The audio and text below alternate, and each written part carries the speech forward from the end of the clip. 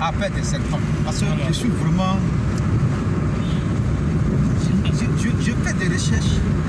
Pourquoi est-ce que toujours, quand Dieu parle, c'est serpent qui apparaît? Yes. Pourquoi, quand Dieu parle, c'est serpent qui apparaît? Est-ce que Dieu, c'est le serpent? Si. C'est une grande question. Bon, moi, je te réponds. Le cadre n'est pas propice, mais je crois que toutes les occasions sont bonnes pour parler de Dieu. L'histoire des serpents commence dans la Bible. La Genèse qui est l'origine de toutes choses. Mais déjà, tu vois, à l'origine, le serpent va faire son entrée en scène. Et c'est de là que le monde va commencer. Mais le serpent dont la Bible parle, il ne rampait pas avant. Le fait que le serpent rampe n'est rien d'autre que le résultat d'une malédiction. Non, tout droit. Le serpent qui rampe, c'est une malédiction. Parce que la Bible dit que Dieu le maudit et puis il dit, toi le serpent, tu marcheras sur ton ventre et tu auras pour nourriture la poussière de la terre. Or, nous savons que l'homme a été tiré de la poussière de la terre. Donc, ce n'est pas étonnant que le serpent puisse séduire l'homme, le détruire, lui faire du mal. Parce que sa nourriture, c'est la poussière de la terre. Maintenant, je vais te donner un truc bizarre. Tu vas remarquer la plupart des temps qui vont, les gens qui vont... La plupart des gens qui montent sur les palmiers, tu vas remarquer qu'ils rencontrent des serpents. Le serpent, depuis la malédiction, il consomme la poussière et le serpent même est asthmatique. Donc il y a des éléments, des plantes qui poussent sur le palmier qu'on appelle des fougères. Et le serpent va monter là-bas manger pour calmer son asthme. Tu comprends? Donc, voici l'histoire du serpent. Et donc quand on dit Mahashia, dans le mot Mahashia, quand on calcule les lettres qui sont dans le mot Mahashia, on trouve le chiffre 358. Quand on prend Narash qui signifie serpent, on trouve le chiffre 358. Donc, si tu n'es pas spirituellement assis, tu n'as pas le discernement, le diable peut se déguiser pour te séduire parce qu'il a la même valeur numérique que Jésus. Voici pourquoi il fait les choses de Jésus. Le serpent. Le serpent, Narash. Tu comprends? Il fait les choses de Dieu, mais c'est un démon déguisé, un esprit malin déguisé. Et donc, du coup, quand tu vois le symbole des pharmacies, tu vas voir un serpent, c'est l'histoire qui est expliquée, voilà, okay. Le désert et puis la croix. Donc tu vas voir la pharmacie, le signe, c'est un serpent qui est enroulé sur une croix. Pourquoi? Parce qu'en vérité, le serpent, même son venin, est utilisé pour guérir certaines maladies.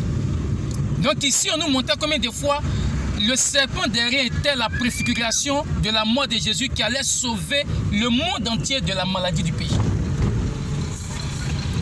Maintenant, je vais ouvrir ton esprit. Il y a des pharmacies mystiques qui te donnent le signe de Dieu. Mais pourtant, il y a des vraies pharmacies. Ce qui est bizarre, c'est ce qu'on appelle aussi l'effet placebo. Le seul fait que tu sais que tu vas à la pharmacie pour acheter un médicament pour te soigner, il y a déjà l'expérience de la guérison. Et quand ton image, tu vois cette croix-là psychologiquement, ça te prépare à la guérison. Mais il y a des pharmacies où tu iras, tu vas acheter des médicaments, tu vas mourir. Pour les reconnaître, c'est très simple. Tu vas voir que le serpent n'a pas enroulé sur une croix, mais sur une coupe. Ça, c'est le signe que tu donnes.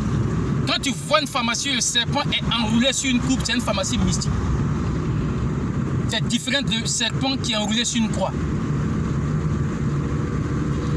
Donc voici un peu l'histoire du serpent. Et la Bible déclare que la postérité de la femme écrasera la tête du serpent. Tu tournes à gauche là. Écrasera la tête du serpent. Au deuxième. Voilà, fais attention parce que les voitures sortent comme ça. La postérité de la femme, on peut aller, écrasera la tête du serpent. Tu vois, on dit écrasera la tête du serpent, mais lui, il lui mordra le talon. Mais les chrétiens doivent comprendre comment un serpent qui a la tête écrasée arrive à mordre le talon. Il ne meurt pas aussi facilement. Parce que c'était le cas, nos parents qui dans la Bible ont prié contre les œuvres des ténèbres allaient nous délivrer de l'emprise du diable. Ils sont morts, mais le diable continue d'attaquer les nouvelles générations. Sa tête est écrasée, mais n'est pas mort. Donc c'est au dernier jour, c'est lui qu'on appelle le serpent ancien, le dragon. Tu vas tout droit. Dieu dira à un ange de le saisir, un seul ange. Il va le prendre, le lier pour 1000 ans.